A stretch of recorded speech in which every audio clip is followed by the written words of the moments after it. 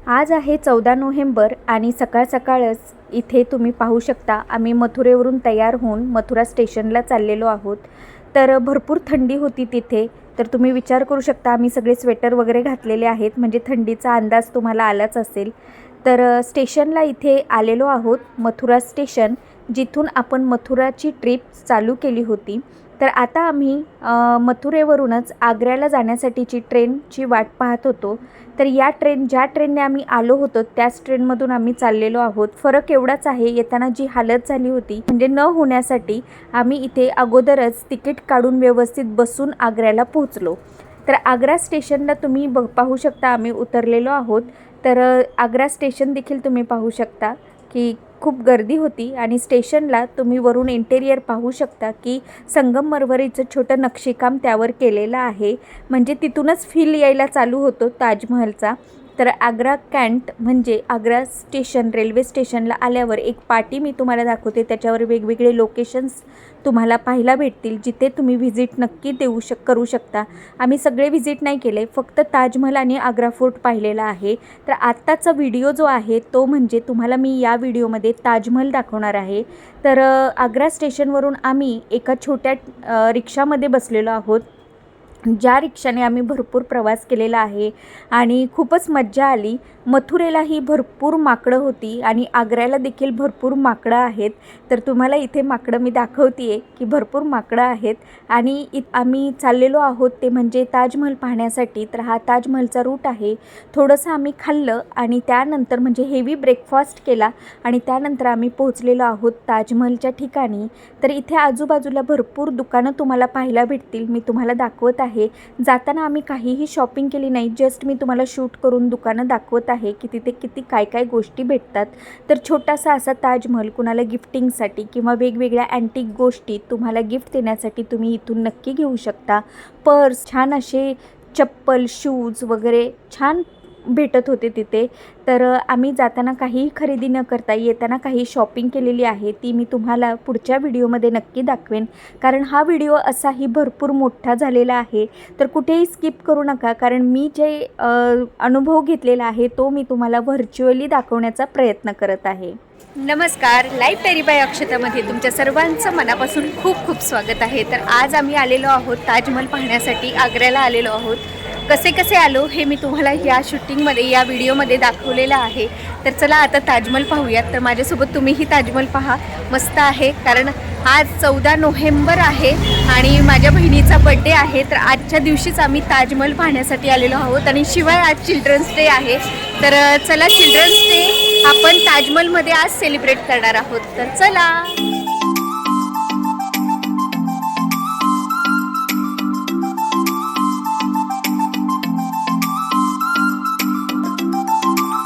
ताजमहल आपल्याला पाहण्यासाठी इथे 50 रुपये एंट्री फी आहे। तर एंट्री फी तुम्ही दिल्यानंतर आतमध्ये जाऊन ताजमहल छान एन्जॉय करू शकता, पाहू शकता। तर इथे आम्ही वेस्टर्न गेटने ताजमहलची एंट्री करणार आहोत। अशी 4 गेट आहे, कोणत्याही 4 गेटने तुम्ही आतमध्ये जाऊ शकता। आम्ही वेस्टर्न गेटने आतमध्ये जात आहोत। तर इथे लेडीज आणि जेंट्स अशा वेगवेगळ्या लाईन होत्या आणि त्या लाईनमधून बाहेर पडल्यानंतर इथे तुम्हाला वेगळी तुमची चेकिंग पण होते। ती चेकिंग म्हणजे तुमची पर्स वगैरे सगळं चेक केलं जातं आणि ते चेक करून झाल्यानंतर तुम्हाला आतमध्ये एंट्री भेटते। तर इथे आम्ही सगळं चेकिंग करून झाल्यानंतर मेन गेटला आतमध्ये जाणार आहोत आणि तिथून सुद्धा तुम्हाला ताजमहल पाहता येत नाही, बाहेरून तर शक्यच नाही, तर ताजमहल दिसतच नाही। पण आतमध्ये गेल्यानंतरही लवकर ताजमहल दिसत नाही। नक्की ताजमहल कुठून दिसतो हे तुम्हाला पुढे पाहायला भेटेल। तर हे असे खूप स्ट्रॉंग असे कंपाऊंड वॉल्स आहेत आणि आजूबाजूला जे तुम्ही पाहताय ना तिथे छोटे छोटे रूम आहेत, म्हणजे असं बोलतात की पूर्वी शिपायांना राहण्यासाठी इथे आतमध्ये रूम केलेले होते। तर हे पहा, आपण आलेलो आहोत मेन ताजमहलच्या परिसरामध्ये। तर हे पहा, हे आहे एक गेट, म्हणजे लेफ्ट साईडला जे तुम्हाला दिसत आहे ते एक गेट आहे। असे 4 गेट आहेत आणि 4 गेटच्या बाहेरसुद्धा अजून गेट आहे, म्हणजे गेटच्या आतमध्ये अजून एक गेट आणि त्याच्या आतमध्ये अजून खूप आतमध्ये गेल्यानंतर तुम्हाला ताजमहल पाहायला भेटतो। एवढं छान सुंदर बनवलेलं आहे ते मी तुम्हाला पुढे सांगेनच। ताजमहलची सगळी इन्फॉर्मेशन मी तुम्हाला सांगेन, पण हा व्हिडिओ कुठेही स्किप करू नका, शेवटपर्यंत पहा। आम्ही आतमध्ये आल्यावर रील चालू केले करायला, कारण आम्हाला राहावलंच नाही, एवढे सुंदर सुंदर रील्स आम्ही इथे शूट केलेले आहेत। तर तुम्ही माझ्या इंस्टाग्रामवर माझ्या इंस्टाग्राम पेजला फॉलो केले नसेल तर नक्की फॉलो करा, तुम्हाला तिथे माझे सगळे रील्स पाहायला भेटतील। तर हे पहा, सुंदरच दिसत आहे आणि तुम्हाला थोडंसं पुढे आल्यानंतरच असं धुकं असल्यासारखं दिसायला लागतं, थोडंसं फॉगी दिसायला लागतं, माहीत नाही, पण थोड्या अंतरावरच्या अगोदर काहीच फॉग दिसत नाही, पण थोडंसं पुढे गेल्यानंतर अचानकच असा फॉग असल्यासारखं दिसतं आणि खूप सुंदर दिसायला लागतं। म्हणजे हे खरंच मॅजिक वाटलं मला ॲक्च्युली। तर 4 असे वेगवेगळे गेट आहेत, तर त्या गेटने तुम्हाला वेगवेगळी एंट्री तुम्हाला भेटू शकते। हे पहा, हे रूम मी तुम्हाला दाखवले ते शिपायांसाठी पूर्वी केले होते।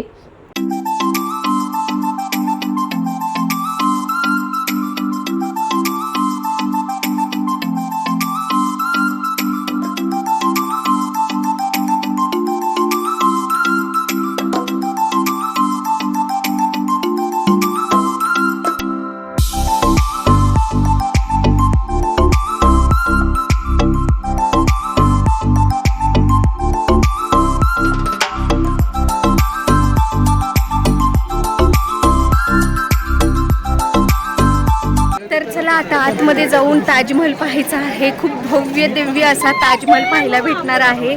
तर मी तर फार एक्सायटेड आहे। तुम्हाला एक्साइटमेंट आहे का? तर हा व्हिडिओ शेवटपर्यंत पहा। तर चला आता आतमध्ये जाऊयात, मी तुम्हाला दाखवते। मागचा सुद्धा व्ह्यू तुम्ही पाहू शकता। 4 असे हा जो माझ्या मागचा जो दरवाजा दिसतोय ना, असे 4 गेट आहेत। हे सेम सिमेट्रिकल लाईनमध्ये गेट आहेत, तर असे सेम गेट आहेत।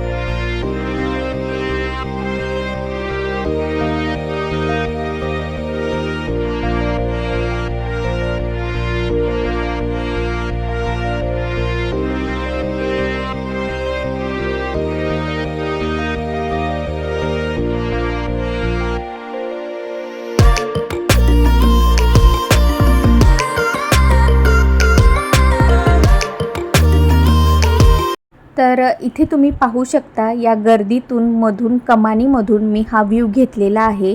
अगदी कमानीच्या मधोमध तुम्हाला ताजमहलचा व्ह्यू अगदी भव्य दिव्य आणि मोहक वाटत असेल। अगदी सुंदर असा व्ह्यू दिसत आहे। खूप सारी गर्दी होती, पण या गर्दीतूनही ताजमहल दिसला की खूप छान असा दिलासा भेटत होता। तर ताजमहल हा आग्र्यामध्ये आहे आणि यमुना नदीच्या काठी हे एक स्मारक म्हणून उभा केलेले आहे। हे जगातील 7 आश्चर्यापैकी एक मानले जाते। ताजमहल हा मोगल स्थापत्य कलेचा उत्कृष्ट नमुना आहे। त्याची आर्किटेक्चरल शैली पर्शियन, ओट्टोमन, भारतीय आणि इस्लामिक आर्किटेक्चरच्या घटकांची एक अनोखी संमिश्रता आहे। 1983 मध्ये हा ताजमहल युनेस्कोच्या जागतिक वारसा स्थळ बनले आहे। यासह हे जागतिक वारसामध्ये प्राप्त झालेल्या सर्वोत्कृष्ट मानवी कार्यापैकी एक म्हणून वर्णन केलेले आहे। ताजमहल हा देखील इस्लामिक आर्ट ऑफ इंडियाचा रत्नजडीत घोषित करण्यात आलेला आहे। त्याचे पांढरे घुमट आणि टाईल संगमरवरीने आकारात झाकलेले आहे। संरक्षित संगमरवरी ब्लॉक्सच्या मोठ्या थरांनी बनवलेल्या इमारतींप्रमाणे बनवलेले नाहीत। मध्यभागी बांधलेले समाधी त्याच्या स्थापत्य श्रेष्ठतेमध्ये सौंदर्याचे संयोजन दर्शवते। ताजमहल इमारत गटाचे वैशिष्ट्य म्हणजे ते पूर्णपणे सिमेट्रिकल आहे। त्याचे बांधकाम 1648 मध्ये जवळजवळ पूर्ण झाले होते। उस्ताद अहमद लाहोरी हे बऱ्याचदा मुख्य डिझायनर मानले जातात। मुघल बादशहा शहाजहान याने त्याच्या मुमताज महल या प्रिय पत्नीच्या मृत्यूपश्चात तिच्या स्मृतीप्रित्यर्थ हे शुभ्र संगमरवर स्मारक उभे केलेले आहे. ताजमहलाचे बांधकाम इसवी सन 1653 मध्ये पूर्ण झाले. उस्ताद अहमद लाहोरी यांच्या मार्गदर्शनाखाली एकूण 20,000 कामगारांनी हे बांधकाम पूर्ण केले आहे. ताजमहल ही वास्तू मुघल स्थापत्य शैलीचे एक सुंदर उदाहरण आहे. युनेस्कोने ताजमहल या वस्तूला 1983 मध्ये जागतिक वारसा स्थळ म्हणून घोषित केले आहे. प्रतिवर्षी सुमारे 30 लाख पर्यटक ताजमहलला भेट देतात. ताजमहलच्या मध्यभागी पांढऱ्या संगमरवरी टॉवर आहे जो चौकोनी पायावर बांधलेला आहे. ही एक सिमेट्रिकल इमारत आहे ज्यास इव्हान म्हणजे विशाल वक्र गेट आहे. या इमारतीच्या वर एक मोठा घुमटाकार सुशोभित केलेला आहे. बऱ्याच मोगल थडग्यांप्रमाणेच त्याचे मूळ घटकही पर्शियन मूळचे आहेत. ताजमहलचा पाया ही एक बहुकक्षीय रचना आहे. ही मुख्य खोली घन आहे. प्रत्येक किनार 55 मीटर आहे. मुख्य कमानीच्या दोन्ही बाजूस एकापेक्षा दुसऱ्या शैलीवर 2 किंवा 2 अतिरिक्त पिस्ता दोन्ही बाजूंनी बनवलेले आहेत. त्याच शैलीमध्ये खोलीच्या चारही बाजूंनी 2 पिष्टक म्हणजे एकापेक्षा एक वर बनवले गेलेले आहे. ही रचना इमारतीच्या प्रत्येक बाजूला अगदी सिमेट्रिकल आहे. यामुळे ही इमारत चौकाऐवजी अष्टकोन बनवते. परंतु कोपऱ्याच्या चारही बाजू इतर 4 बाजूंपेक्षा खूपच लहान असल्याने त्यास चौरस म्हणणे योग्य ठरेल. समाधी स्थळाभोवती असलेले 4 टॉवर मूळ बेस पोस्टच्या 4 कोपऱ्यांमधून इमारतीच्या देखाव्याला चौकटीत बांधलेले दिसतात. मुख्य हॉलमध्ये मुमताज महल आणि शहाजहानची बनावट कबरे आहेत. ते अतिशय शोभेचे आहेत आणि खालच्या मजल्यावर आहेत. थडग्यावर अत्यंत मोहक संगमरवरी मंदिराची थडगी डावीकडील त्यातील सर्वात भव्य भाग आहे. त्याची उंची अंदाजे 35 मीटर असून ती इमारतीच्या पायथ्याशी जवळजवळ आहे आणि ती 7 मीटर उंच दंडगोल तळावर आहे. त्यास कांद्याच्या आकाराचे पेरू आकार असेही म्हणतात. त्याच्या आकारानुसार घुमट देखील बनवलेले आहेत. त्याची शिखर एक उलट्या कमळांनी सुशोभित केलेली आहे. हे शिखरावर घुमटाच्या कडा घालते.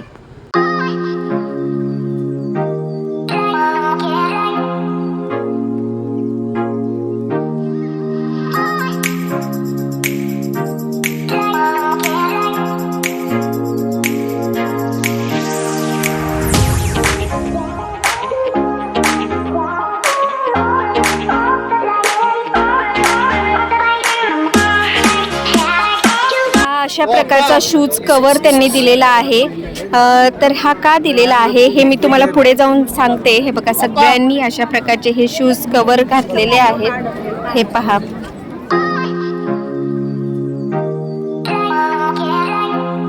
आपण वर जाणार आहोत पाहण्यासाठी.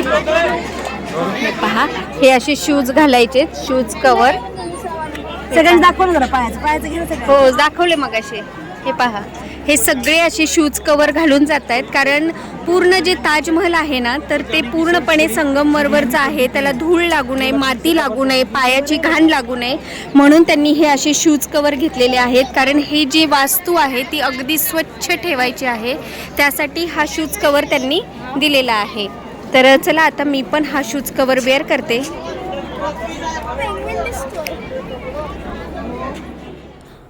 ताजमहल संपूर्ण भारत आणि आशियामधून आणलेल्या साहित्यांपासून बनवला गेलेला आहे. बांधकामादरम्यान 1000हून अधिक हत्ती वाहतुकीसाठी वापरण्यात आले होते. शक्तिशाली पांढरा संगमरवर राजस्थानातून, पंजाबहून जास्पर, ग्रीन किंवा जेड आणि क्रिस्टल चीनमधून आणला गेला. तिबेटमधील फिरोजा, अफगाणिस्तानातील लॅपिज लाजुली, श्रीलंकाकडून नीलम आणि इंद्रगोप किंवा कार्नेलियन अरबपासून एकूणच 28 प्रकारची मौल्यवान दगड आणि रत्ने पांढऱ्या संगमरवरीमध्ये एम्बेड केली गेलेली आहेत. उत्तर भारतातील सुमारे 20,000 मजुरांची फौज सतत कार्यरत होती. त्यामध्ये बुखारा येथील कारागीर, सिरिया आणि इराणचे सुलेखक, दक्षिण भारतातील मोजेक कारागीर, बलुचिस्तानातील दगडी कोरीवकाम आणि कारागीर यांचा समावेश होता. कांगरे, बुर्जी आणि कलश इत्यादी निर्माते होते. दुसरे ज्यांनी फक्त संगमरवरी वस्तूंवर पुष्प कापले होते इत्यादी काही सृष्टी युनिट तयार केलेल्या 27 कामगारांपैकी काही होते. ताजमहालाच्या निर्मितीमध्ये काही खास कारागीर ज्यांना स्थान आहे. मुख्य घुमट डिझायनर म्हणजे इस्माईल, तुर्क साम्राज्याच्या मुख्य गोलार्ध आणि घुमट डिझायनर. पर्शियातील मेट्रो इसा आणि इसा मुहम्मद इफेंडी ज्यांना तुर्क समाजाचे कांच मिमार सिनन आगा यांनी प्रशिक्षण दिले होते. त्यांचा येथे मूर्छा रचनेत वारंवार उल्लेख आहे, पण हे दाव्यामागे थोडे पुरावे आहेत. वनस्पतींची चित्रे, सौंदर्यपूर्ण फरशी, संगमरवरी जाळ्या, सूर्यास्ताच्या वेळी दिसणारे ताजमहल मिनार दृश्य अतिशय सुंदर दिसते. पायाभरणी व समाधी बांधण्यासाठी 12 वर्षे लागली. ही मागच्या साईडला जी दिसते ना ती यमुना नदी आहे. पात्र आहे यमुना नदीचं. एकदम सुंदर म्हणजे एकदम सुंदर असा व्ह्यू आहे. खरंच डोळ्याचे पारणे फिटतात. 7 वंडरपैकी एक का आहे तर इथं आल्याशिवाय आपल्या कुणालाच आयडिया येणार नाही, एवढं सुंदर आहे. उर्वरित इमारती आणि भाग पुढील 10 वर्षात पूर्ण झाले. यात प्रथम मिनारे, नंतर मशीद, नंतर जबाब आणि शेवटी मुख्य दरवाजाचा समावेश आहे. हा गट बऱ्याच टप्प्यात तयार झाला म्हणून त्याच्या निर्मितीच्या समाप्तीच्या तारखेमध्ये बरेच फरक आहेत, कारण परिपूर्णतेबद्दल अनेक भिन्न दृश्य आहेत. उदाहरणार्थ मुख्य समाधी 1643 मध्ये पूर्ण झाली, परंतु उर्वरित गट इमारती बांधल्या जात राहिल्या. त्याचप्रमाणे त्याच्या उत्पादनाच्या किमतीतही फरक आहेत, कारण त्याची किंमत निश्चित करण्याच्या मुदतीच्या कालावधीत फरक झाला आहे. तरीही एकूण मूल्य अंदाजे 3 अब्ज 20 कोटी रुपये आहे. सध्याच्या चलनात रूपांतरित केल्यास ते सध्या कोट्यवधी डॉलर्सपेक्षाही जास्त असू शकते. ताजमहल हा शहराच्या दक्षिण टोकाला एका छोट्या भूमी पठारावर बांधला गेलेला आहे. त्यानंतर शहाजहानने जयपूरच्या महाराजा जयसिंगला आग्रा शहराच्या मध्यभागी एक मोठा वाडा दिला होता.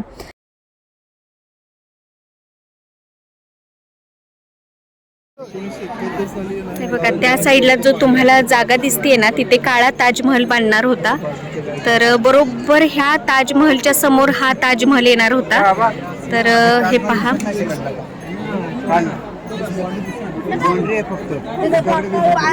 बघा ही आहे यमुना नदी. हा, तुम्ही ताजमहल मध्ये काय काय पाहिलं सांगा. ताजमहलचं नक्षीकाम सुंदर आणि सोबर आहे आणि प्रत्येक नक्षी एकमेकांना तंतोतंत जुळते. एकाही अंकाचा किंवा एका शहाचा फरक नाही, म्हणजे सिमेट्रिकल आहे. 19 नाही, 19 आहे, 20 आहे. चलो. नदीच्या पृष्ठभागापासून 50 मीटर उंच केले होते, जेणेकरून सीलिंग सुरुवातीपासूनच जतन केले जाऊ शकते. समाधीच्या ठिकाणी 50 विहिरी खोदल्या गेल्या आणि कंकडांनी भरल्या आणि पाया बांधला गेला. मग पारंपरिक बांबूऐवजी विटांनी बांधले होते. ही रचना इतकी मोठी होती की ती भक्तांच्या अंदाजातून काढून टाकण्यासाठी अनेक वर्षे लागलीत.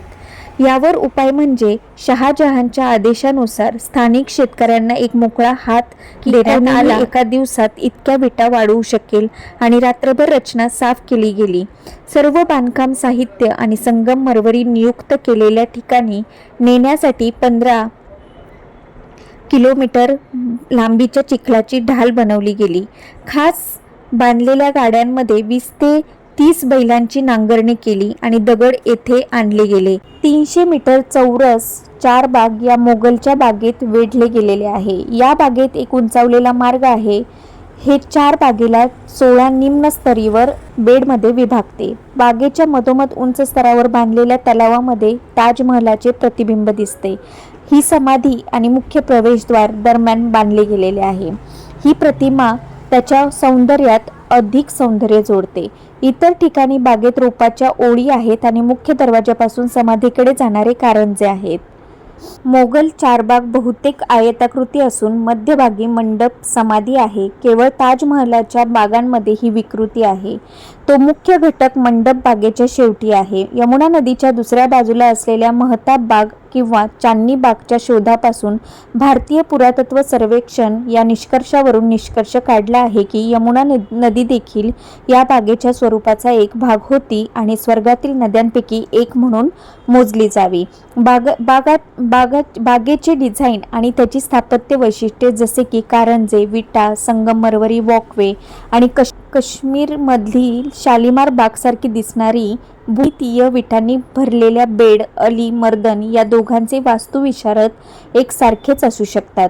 बागेचे प्रारंभिक वर्णन त्याच्या बागांमध्ये गुलाब, कुमुद किंवा नर्गिस आणि फळझाडे यांचे जास्त प्रमाण दर्शवते. जसे की मोगल साम्राज्यामध्ये गडी बाद होण्याचा क्रम लागला. बागांच्या दृश्यांमध्ये घट झाली जेव्हा त्याचे व्यवस्थापन ब्रिटिश राज्यात आले तेव्हा त्यांनी लंडनच्या बागांप्रमाणे त्यातील बाग बदलली.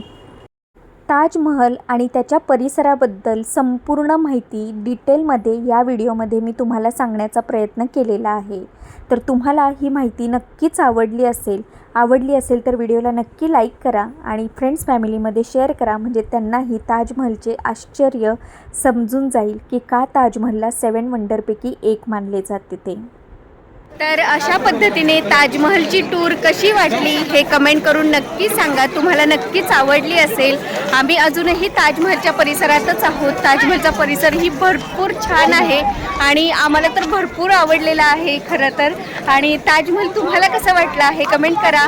आणि शिवाय तुम्ही सुद्धा जर ताजमहलला नक्की भेट द्या. खरंच 7 वंडरपैकी एक वंडर का आहे हे इथे आल्याशिवाय समजणार नाही.